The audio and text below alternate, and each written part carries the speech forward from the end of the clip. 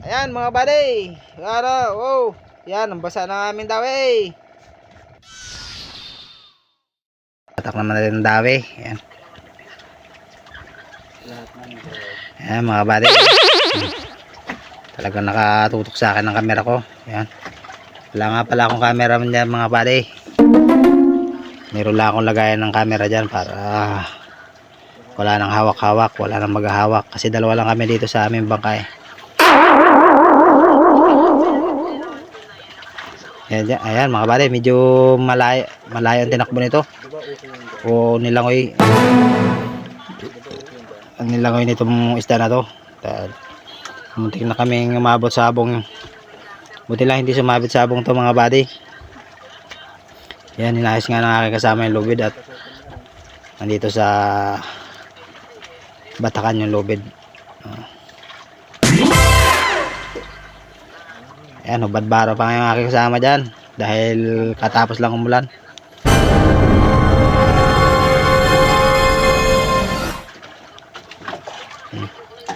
Medyo matagal-tagal to batakin mga buddy dahil talagang sumirit ng langoy to.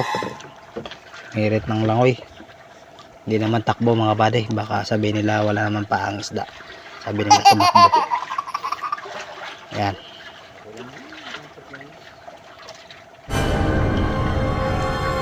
Medyo matigas nga batakin to dahil malalim to, malalim ang area nito, malalim ang area ng aking kasama.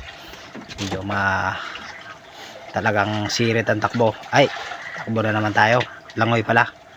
Ayan. Ayan mga bali, oh. Talagang binabakbakan ko ng batak yan. Baka malaki kasi itong tuna mga bali. Akala ko nga kanina ano lang eh, ang swordfish kasi palutang siya kanina, palutang ang kanyang langoy. Yan, medyo palutang.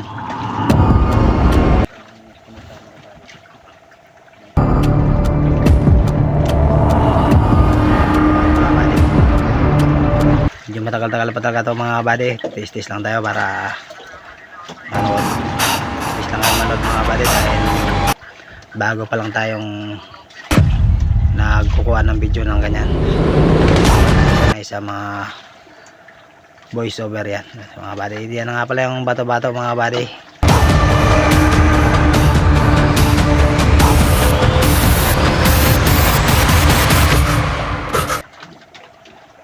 Ayan, medyo matigas talaga patakan mga buddy, lumalaban talaga. Ayan. Inayos na nga ng aking kasama yung ganso para pag lumutang yung isda, gansoin na lang. Ayan.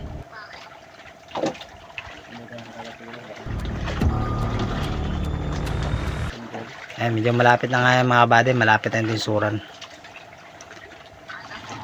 Ayan mga buddy, yung tinsur. Mga ilan, yan nga pala mga buddy. Oops, talagang bumabalik mga buddy. Pumipisik talaga yung nylon mga buddy.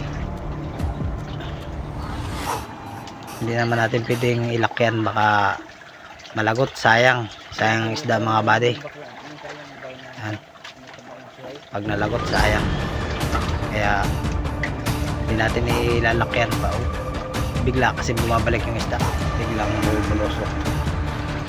Pag natin na video yan, lagtok lang yung mga buddy, lagot lang yan. Sayang ang isda, malaking halaga yung mga buddy pag nasampa.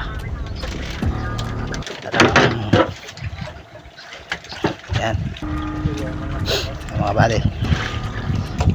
Habang ako'y nagbubuso over dito mga buddy, may maingay doon sa taas ng palo. Yan, dahil hindi man natin pwedeng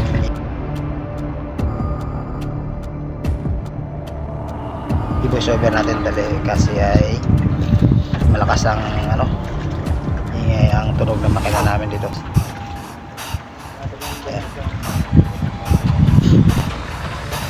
Ayan, medyo malapit na nga ito mga buddy, pero talagang malaban talaga ng lakas to lakas mga buddy. Ayan o, nakikita na yung tunog dyan mga buddy.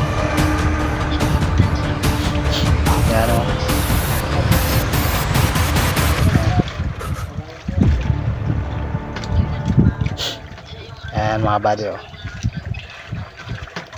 Yan na lang kayo mga kabady dahil mahilig ako magbanggit ng kabady oh. Siyempre ganyan talaga tayo oh, mga kabady.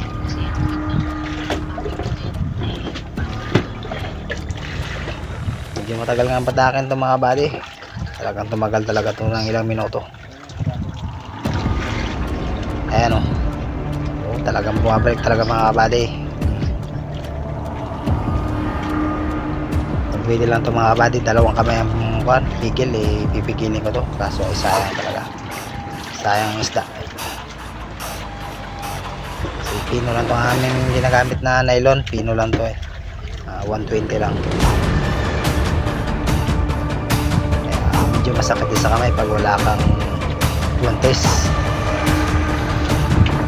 Minsan pag kapakpakan ng tao talaga mga kabady, talagang paltusan ng kamay